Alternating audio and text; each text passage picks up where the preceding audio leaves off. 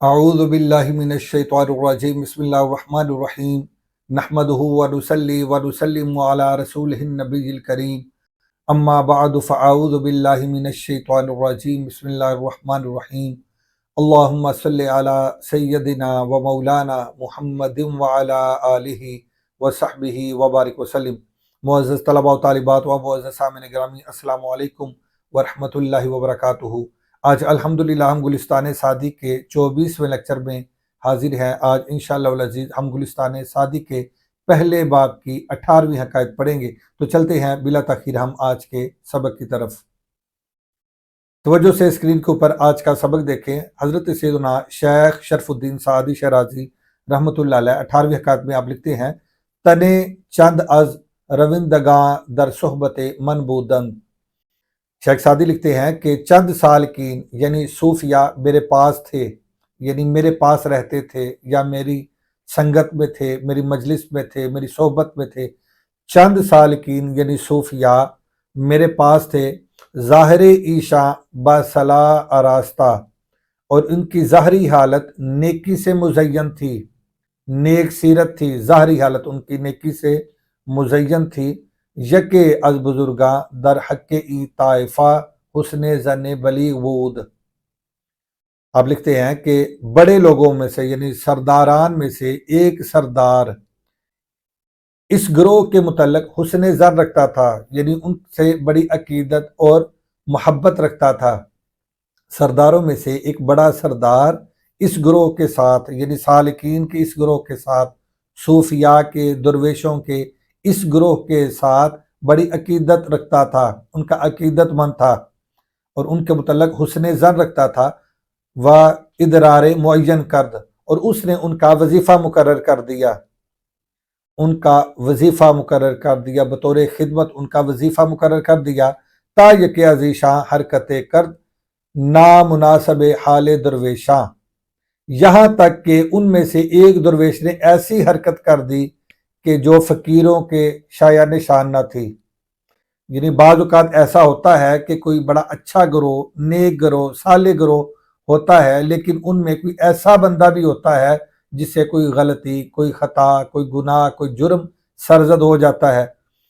تو آپ لکھتے ہیں کہ یہاں تک کہ ان میں سے ایک درویش، اس گروہ میں سے ایک درویش، ایک سالک ایسا تھا، اس سے کوئی غلطی سرزد ہو گئی، کوئی ایسی حرکت سرزد ہو گئی جو درویشوں کے شایع نشان نہ تھی، یعنی صوفیاء کے شایع نشان نہ تھی، سالکین کے شایع نشان نہ تھی۔ ظن آ شخص فاسد، اس شخص کا اعتماد ختم ہو گیا، وہ شخص بد ظن ہو گیا، یعنی ان صوفیاء سے، ان سالکین سے اس بندے کی اس حرکت کو دیکھ کے وہ بد ظن ہو گیا۔ و بازار اینا قاصد، اور ان کا بازار ٹھنڈا پڑ گیا، خاصتم تاب طریقے کفاف یارا مستخلص گردانم۔ شیخ سعدی کہتے ہیں کہ میں نے چاہا کہ کسی طریقے سے ان دوستوں کا میں وظیفہ چھڑا لوں، یعنی دوبارہ ان کا میں وظیفہ بحال کروا دوں۔ یہ انہوں نے چاہا، یعنی شیخ سعدی اپنا معافی ضمیر بیان کر رہے ہیں کہ میرے دل میں یہ خیال آیا اور میں نے چاہا اور میں نے ارادہ کیا کہ میں ان کا وظیفہ چھڑا لوں، یعنی دوبارہ سے ان کا وظیفہ بحال کروا دوں۔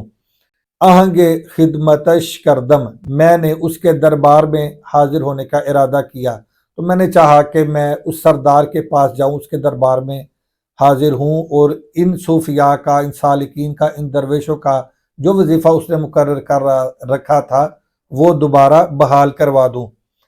آپ کہتے ہیں کہ دربانم رہا نہ کرد و جفا کرد، دربان نے مجھے نہ جانے دیا اور بدتمیزی سے پیش آیا۔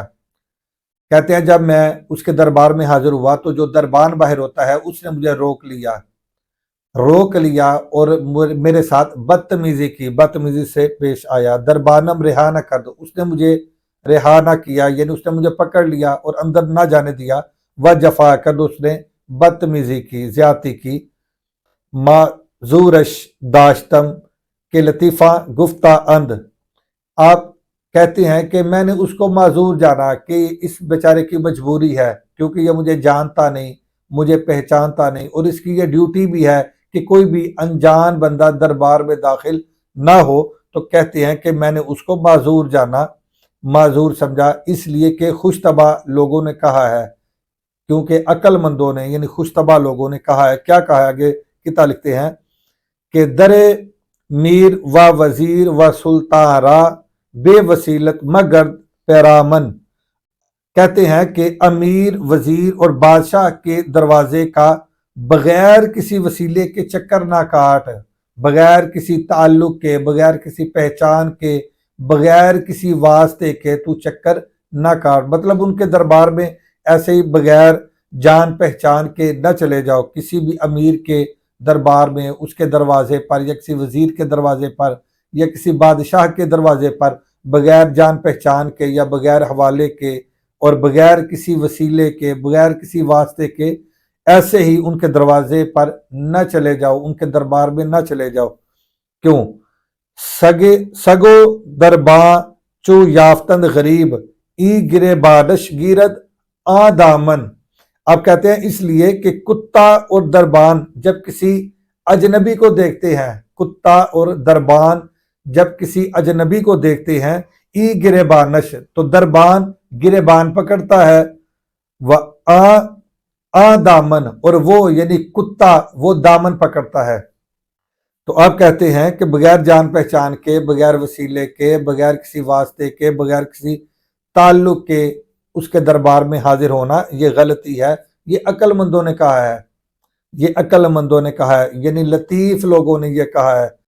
آگے شیخ سعدی رحمۃ اللہ علیہ آپ لکھتے ہیں چندہ کے مقربہ نے حضرت آ بزرگ برحال من وقوف یافتند، یہاں تک کہ اس سردار کے مقرب درباریوں کو میرا علم ہو گیا، یہاں تک کہ اس سردار کے جو مقربین تھے ان کو میرا علم ہو گیا کہ یہ تو سردار کے جان پہچان والے ہیں، یا ان کے تعلق والے ہیں، یا ان سے محبت رکھنے والے ہیں، تو ان کو شیخ سعدی کہتے ہیں کہ میرا علم ہو گیا۔ وابا اکرام در اوردن، تو وہ عزت کے ساتھ مجھے اندر لے گئے، وہ آئے اور عزت کے ساتھ، تعظیم کے ساتھ، توقیر کے ساتھ، ادب کے ساتھ وہ مجھے اندر لے گئے۔ وہ برتر مقام معین کردن، اور ایک اونچی جگہ انہوں نے میرے لیے مقرر کی، اونچی جگہ پہ مجھے بٹھانا چاہا کہ آپ اس جگہ تشریف فرما ہو، اس جگہ بیٹھے۔ اما بتواضع فروت نشستم، لیکن شیخ سعدی رحمۃ اللہ علیہ اب کہتے ہیں کہ لیکن میں عاجزی کرتے ہوئے نیچے بیٹھ گیا، میں اس بلند مسند پر، بلند جگہ پر نہ بیٹھا، بلکہ عاجزی کرتے ہوئے میں نیچے بیٹھ گیا۔ وہ گفتم، اور میں نے کہا، کیا کہا؟ وہ گزار کے بندہ کمینم، کہتے ہیں مجھے رہنے دیجئے، میں تو ایک عاجز بندہ ہوں، مجھے رہنے دیجئے، میں تو ایک عاجز بندہ ہوں۔ تا در صفے بندگان نشستم، اور مجھے عام صف میں بیٹھنے دیجئے تاکہ میں غلاموں کی صف میں بیٹھوں، تاکہ میں غلاموں کی صف میں بیٹھوں، میں تو ایک عام سا بندہ ہوں۔ گفت اللہ اللہ چے جائے سخنست، اس سردار نے کہا اللہ اللہ آپ یہ کیا فرما رہے ہیں، اللہ اللہ آپ یہ کیا فرما رہے ہیں، یعنی اس نے حیرت کا اظہار کیا، تعجب کا اظہار کیا، اور اس بات کو آپ کی عاجزی پر محمول کیا۔ آگے شیخ سعدی رحمۃ اللہ علیہ آپ لکھتے ہیں گر بر سرو چشم من نشینی نازت بکشم کے نازنینی، یعنی وہ سردار کہنے لگا کہ اگر آپ میرے سر اور آنکھوں پر بھی آپ تشریف فرما ہوں گے تو میں تب بھی آپ کے ناز اٹھاؤں گا، تب بھی آپ کے نخرے اٹھاؤں گا۔ کیوں؟ کیونکہ آپ نازنین ہیں، ناز والے ہیں، کیونکہ آپ ناز کے ہی لائق اور قابل ہیں۔ فی الجملہ نشستم، کہتے ہیں کہ خلاصہ کلام یہ کہ میں بیٹھ گیا، فی الجملہ نشستم، خلاصہ کلام یہ کہ میں بیٹھ گیا۔ و از ہر درے سخن پہ وسطم، اور ہر طرف سے بات گما پھرا کر میں نے سمیٹ لی، گفتگو ہماری جاری رہی، بات کو گما پھرا کر میں نے ایک جگہ پہ اس کو سمیٹ لیا۔ تا حدیث ذلت یارہ درمیاں آمد، یہاں تک کہ دوستوں کی غلطی پر بات آ کے رک گئی۔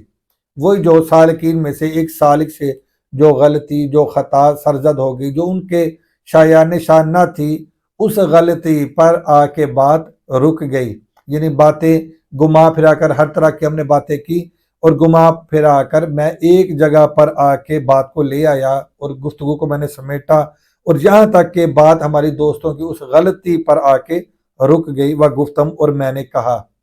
تو شیخ سعدی رحمۃ اللہ علیہ نے کیا کہا؟ آپ لکھتے ہیں، کتا لکھتے ہیں، چے جرم دید خدا بند سابق الانام۔ آپ کہتے ہیں کہ پہلے سے انعام و اکرام کرنے والے آقا نے کیا غلطی دیکھی؟ پہلے سے انعام و اکرام یعنی جو سابقہ جس کی روش ہے کہ وہ سالکین کو، جو درویشوں کی خدمت کرتا چلا رہا ہے، صوفیاء کی خدمت کرتا چلا رہا ہے۔ آپ لکھتے ہیں کہ چے جرم دید یعنی سردار نے، جناب نے کیا دیکھا؟ خدا بند سابق الانام یعنی پہلے سے انعام و اکرام کرنے والے آقا نے کیا جرم دیکھا، کیا غلطی دیکھی، کیا خطا دیکھی؟ کہ بندہ در نظر خیش خود می دارد، کہ بندہ در نظر خیش خود می دارد، کہ جو غلام کو اپنی نظر میں مقام ذلت میں رکھتا ہے۔ یعنی کون سی ایسی غلطی دیکھ لی جناب نے کہ جو غلام کو اپنی نظر میں مقام ذلت میں رکھتا ہے، کہ جس نے اپنے ماتحت لوگوں کو مقام ذلت میں رکھنا شروع کر دیا؟ کیا ایسی کیا غلطی دیکھ لی؟ آگے شیخ سعدی لکھتے ہیں کہ میں نے کہا کہ خدائے راست مسلم بزرگواری و علم۔ شیخ سعدی رحمۃ اللہ علیہ اب کہتے ہیں کہ میں نے کہا کہ بڑائی اور بردباری خدا کے لیے ہی مسلم ہے، بڑائی، بڑا ہونا یہ خدا کے لیے ہی مسلم ہے، اور بردباری یہ خدا کے لیے ہی مسلم ہے، کہ جرم بیند و نا برقرار بھی دارد، کہ جو خطا بھی دیکھتا ہے تب بھی رزق دیتا رہتا ہے، جو خطا بھی دیکھتا ہے، کہ جرم بیند کہ وہ جرم دیکھتا ہے، بندوں کی خطاؤں کو دیکھتا ہے، بندوں کی غلطیوں کو دیکھتا ہے، بندوں کے گناہوں کو دیکھتا ہے، وَنَا برقرار مدارد پھر بھی ان کی روٹی جاری رکھتا ہے، ان کا رزق جاری رکھتا ہے، ان کو رزق عطا کرتا رہتا ہے۔ تو جناب نے ایسا کیا دیکھ لیا اور کون سی غلطی دیکھ لی اور کون سی خطا دیکھ لی کہ آپ نے ان درویشوں کا، ان سالکین کا اور ان صوفیاء کا رزق بند کر دیا، مراد ان کا وظیفہ بند کر دیا؟ آپ نے ایسا کیا دیکھ لیا؟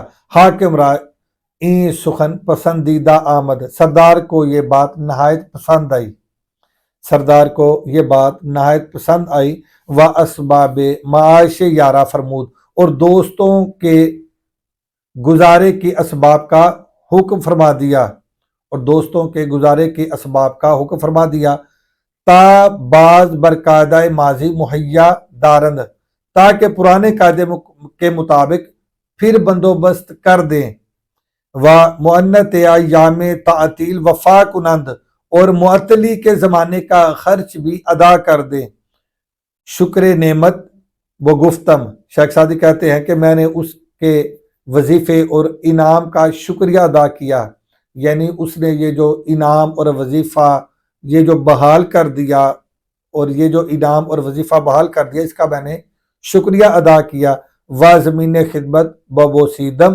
و عذر جسارت بخواستم و گفتم، اور کہتے ہیں کہ میں نے دربار کو تعظیماً بوسہ دیا اور اپنی اس جرت کی معافی چاہی، اور اپنی اس جرت کی معافی طلب کی، معافی چاہی، و گفتم، اور میں نے کہا، کیا کہا؟ چوں کعبہ قبلہ حاجت شد از دیار بعید۔ اب کہتے ہیں کہ چونکہ کعبہ حاجت کا قبلہ بن گیا ہے، اس لیے لوگ دور کے ملکوں سے روند خلق بدیدارش از بس فرسنگ، اس کی زیارت کے لیے دور دراز سے فاصلہ طے کر کے آتے ہیں، چونکہ یہ قبلہ، یہ کعبہ حاجت کا قبلہ بن گیا ہے، اس لیے دور دراز سے لوگ اس کی زیارت کے لیے سفر کر کے دور دراز سے آتے ہیں۔ آگے لکھتے ہیں، تورات حمول امثال با ببائد قد کے ہیچ کس نہ زند بر درخت بے بر سنگ۔ شیخ سعدی لکھتے ہیں کہ تجھے ہم جیسوں کی برداشت کرنی چاہیے، تجھے ہم جیسوں کی برداشت کرنی چاہیے، اس لیے کہ بے پھل درخت پر کوئی بھی پتھر نہیں مارتا، یعنی پتھر ایسے درخت کو ہی لگتا ہے اور لوگ مارتے ہیں کہ جو درخت پھل دینے والا ہو۔ تو اگر کوئی غلطی دیکھ لیں، کوئی خطا دیکھ لیں، کوئی جرم دیکھ لیں، تو اس کو برداشت کرنا چاہیے، کیونکہ آپ صاحب مرتبہ ہیں، کیونکہ آپ صاحب منصب ہیں، اور اعلیٰ ظرفی آپ کو دکھانی چاہیے، اس لیے کہ ہمیشہ پتھر پھلدار درخت کو ہی لگتا ہے، بے پھل والے درخت کو کبھی کوئی پتھر نہیں مارتا۔